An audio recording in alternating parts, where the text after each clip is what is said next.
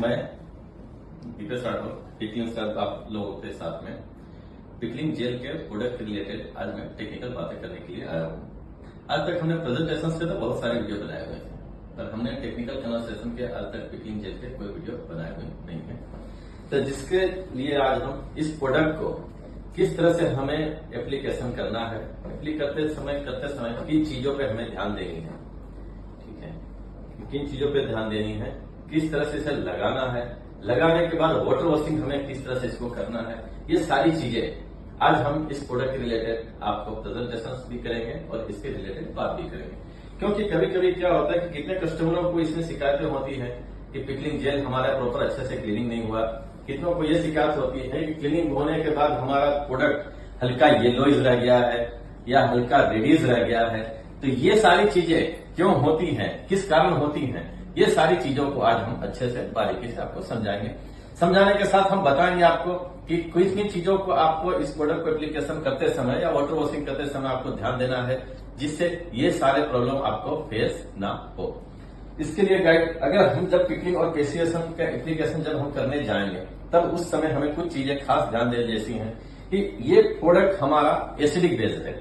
Acidic base का मतलब है इसके अंदर हेजाडस कंटेंट है। हेजाडस कंटेंट से क्या होता है कि हमारा स्किन आइस में अगर ये प्रोडक्ट लगते हैं तो इरिटेटिंग होती है। तो उससे हमें बचने के लिए फर्स्ट ऑफ ऑल क्या करना है कि हमें प्रिकॉशंस के लिए इसमें इस तरह के रबड़ के हैंड ग्लव्स पहनने हैं।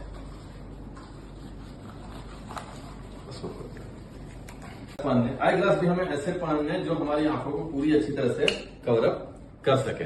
इसके बाद अगर हम कोई बड़े कंपोनेंट या बड़े जॉब में जगह हम पिकलिंग और पेसिएशन करते हैं तो हम एक और बड़ा एपेरेंस भी इसमें पाएंगे, जिससे हमारी बॉडी के अंदर केमिकल उड़ के चिपके न। इसके लिए हमें ये प्रिकॉशन देने की जरूरत है। आइए अब हम इसको थोड़ा प्रैक्टिकल वीडियो बनाते हैं। वीडियो के साथ में हम आपको लगाने का एप्लीकेशन, क्लीनिंग के एप्लीकेशन, सारी चीजें लगाते हुए टेक्निकल कन्वर्सेशन पे उतरते हैं। हम लेने से पहले इसको एक बार हल्के हाथों से सेक करेंगे। सेक करने से क्या होगा कि आपका पिकलिंग जेल पूरी तरह से यूनिफॉर्मिटी हो जाएगी, ठीक है। इसके बाद इसे हम ओपनेट करते हैं। ओपनेट करने के बाद ये पिकलिंग ब्रश है जो प्लास्टिक का पूरा कंटेनर वाला ब्रश रहेगा। इससे हम पिकलिंग जेल को यहाँ से लेंगे। पिकलिंग जेल को लगाते समय एक चीज ध्यान दें, कभी भी पिकलिंग जेल आप इस तरह से सीधा लगाना नहीं है।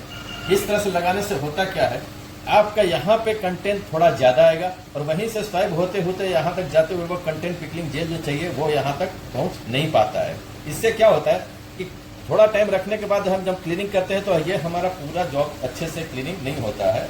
तो इसके लिए आज हम पिकलिंग जेल को लगाते समय इससे हल्का सा स्वाइप करते हुए इस तरह से या इस तरह से मोपिंग करते हुए हम पिकलिंग जेल को अप्लाई करेंगे, ना कि इस तरह से हम करेंगे। हमें पिकलिंग जेल को हमेशा लगाते समय इसको मोपिंग की तरह अप्लाई करते हुए हमें आगे बढ़ते जाना है। इस तरह से आप पिकलिंग जेल को अच्छे से लगा सकते हैं। लगाने के बाद इसको हमें 10 से 15 मिनट तक छोड़ देना है।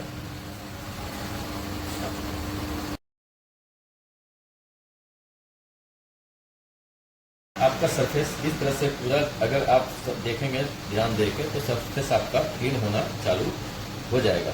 अब हमें इसे वाटर वॉश करने के लिए 2-3 चीजें ध्यान देने जैसी हैं।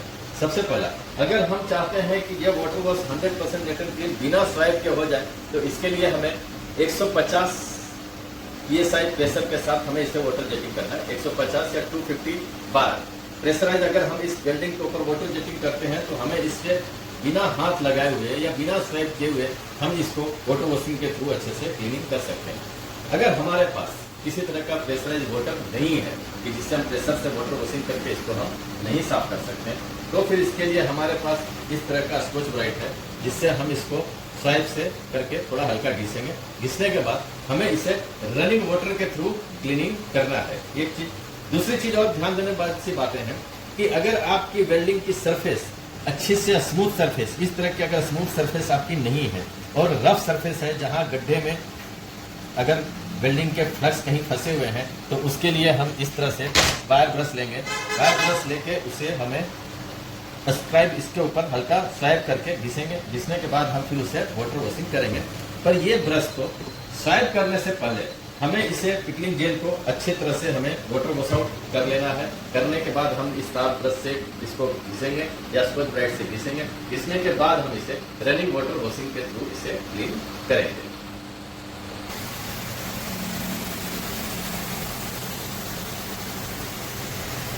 जब हम इसे क्लीनिंग करेंगे तो फर्स्ट ऑफ ऑल हम इसे वाटर वॉशिंग करेंगे। वाटर वॉशिंग करके केमिकल कंटामिनेशन यहाँ से रिड्यूस करेंगे।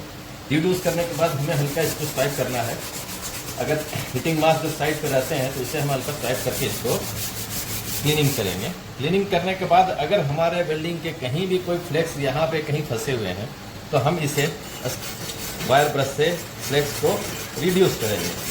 कहीं अगर हमारे पास वेल्डिंग के फ्लेक्स अगर हैं इसे हम वायर ब्रश के थ्रू इसको क्लीनिंग करेंगे। क्लीनिंग करने के बाद लास्ट हम इसे रनिंग वाटर के थ्रू क्लीनिंग करेंगे।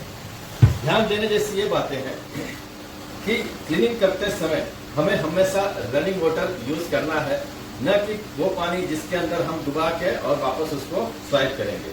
इससे होगा क्या कि जो हम कंटेंट पानी का जो वापस डीप करके ये केमिकल का पानी डीप करके वापस अगर हम इसमें स्वाइप कर रहे हैं तो ये हमारा कंटामिनेशन एसिडिक ही रहेगा, वो न्यूट्रल कभी नहीं होगा, जिसके कारण आपका जॉब येलोइज या रेडिज नहीं होगा। इसके बाद हम पेसिवेशन किस तरीके से करना है वो हम आपको नेक्स्ट वीडियो में बताएंगे। Thank you.